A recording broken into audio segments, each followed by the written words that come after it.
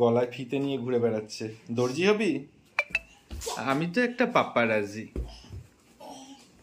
আচ্ছা, ও আচ্ছা, এটা এরকম করে পড়তে হয়?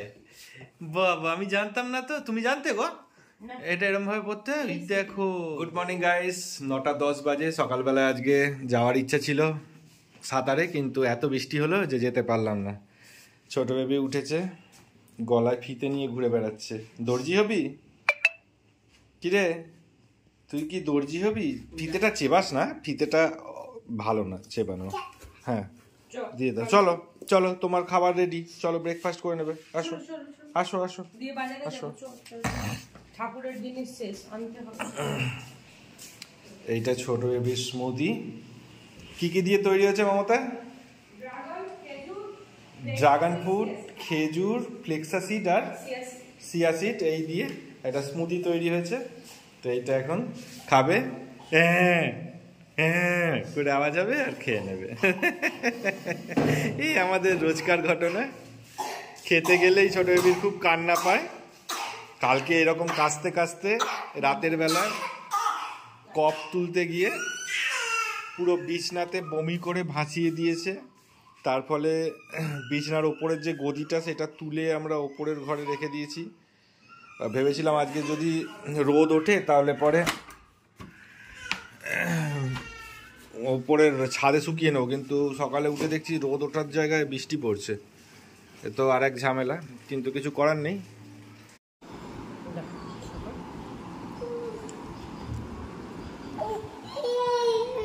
খেয়ে নাও, ওষুধ খেয়ে নিতে হয় ছোট বেবি। Thank you. এ নাও, এবার তুমি আমার থেকে একটুখানি গোলা রুটি খাও। এ নাও, হা করো, হা করো। বাহ, যায় না, ঠাকুরের কাছে যায় না।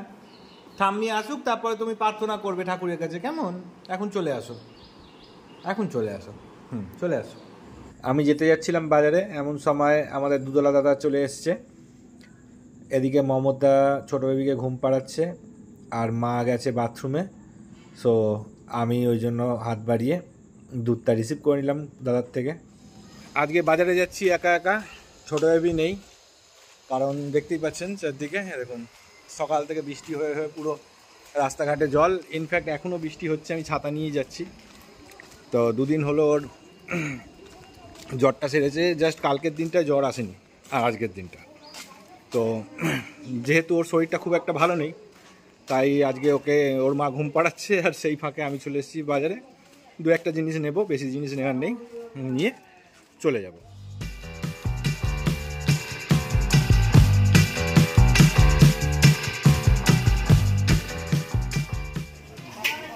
আরে প্লাস্টিক দাও।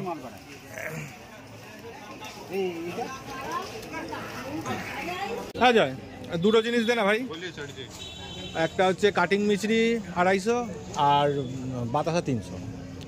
तेरा भाभी वो फोन पे कर देगा तुझे, ठीक है? दे दे।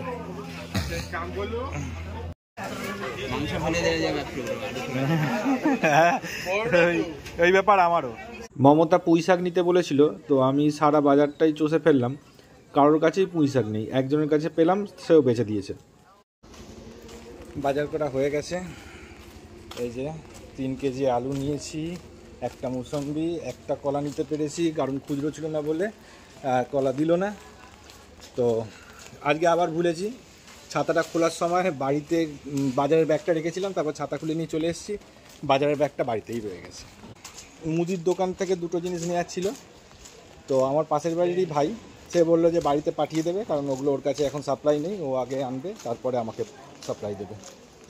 তো যাই হোক, চলুন বাড়ির দিকে যাওয়া যাক।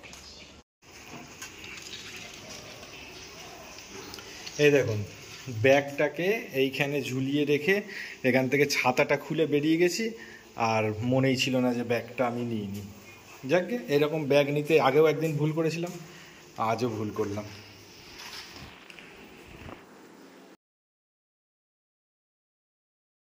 আজ সন্ধেবেলায় আবার আমি আমার ব্লগটাকে কন্টিনিউ করলাম, যেটা সচরাচর আমি করার সুযোগ পাই না, অফিস থাকে বলে। আজকে অফিসের চাপটাও কম, আর করার মতো কন্টেন্টও রয়েছে। মমতা আজকে হঠাৎ করে ইচ্ছা করেছে যে পোলাও তৈরি করবে আর আলুর দম তৈরি করবে। তো তাই জন্য আবার ব্লগটা শুরু করেছি। এখানে তৈরি হচ্ছে পোলাও, চিনি অ্যাড করা হলো আর এখন অ্যাড করা হচ্ছে কাজু কিশমিশ এই সব দিয়ে এটাকে ঢেকে রাখা হবে তৈরি হওয়ার জন্য। মমতা এটাকে প্রসেস করছে কাজু কিশমিশগুলো দিয়ে, দেখুন রং ক্রমশ চেঞ্জ হয়ে যাচ্ছে। এবার এখানে তৈরি হচ্ছে আলুর দম। এই আলুর দমটা যা তা তৈরি করে মমতা, দারুণ লাগে খেতে। পোলাও দিয়ে তো মানে আরোই সুন্দর লাগে খেতে। আলুর দমের গ্রেভিটা হয়ে গেছে, এবার এই কষে নেওয়া আলুটা এর মধ্যে দিয়ে এটাকেও প্রসেস করা হচ্ছে।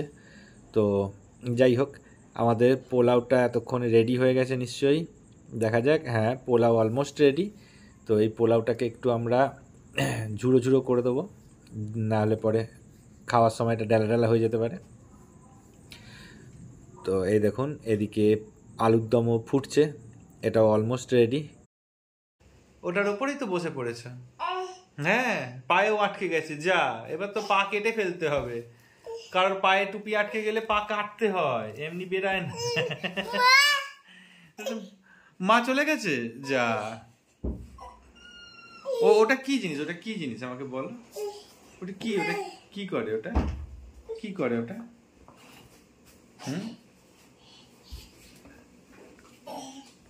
আচ্ছা, ও আচ্ছা, এটা এরকম করে পড়তে হয়। বাবা, আমি জানতাম না তো। তুমি জানতে গো এটা এরকম ভাবে পড়তে হয়? দেখো, আচ্ছা, ওটা ওরকম করে মাথায় পড়ে ঘুরে বেড়াতে হয়। আচ্ছা আচ্ছা আচ্ছা, এই দেখো, এইটাকেই তো বলে টুপি।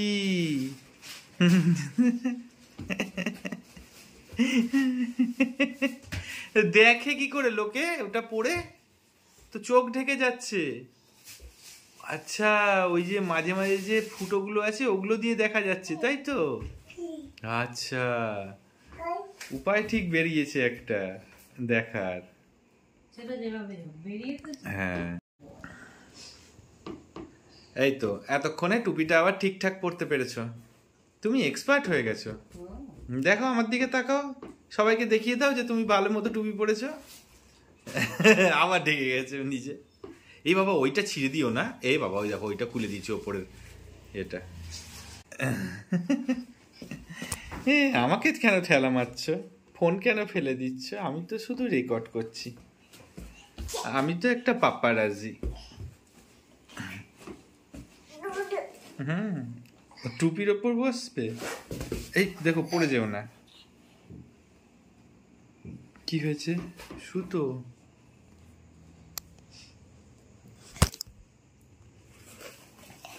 না, ওরকম করে না। কেউ ক্যামেরা ঠেলে দেয়? তুমি না সেলিব্রিটি, সবসময় পেশের সঙ্গে ভদ্রভাবে। ওই দেখো, এটা ওটা ছুঁড়ে কেন মারছো প্রেসকে? হ্যাঁ, প্রেস তো তোমাকে ফেমাস করছে। তুমি এই বয়সে কত ফেমাস হয়ে যাচ্ছ, সেখানে কিনা তুমি ক্যামেরা ঠেলে দিচ্ছ, কি সব ছুঁড়ে মারছো ক্যামেরার দিকে। হ্যাঁ, লোক ডাকতে যাচ্ছ মারবে বলে। ওরকম করে নাকি গো?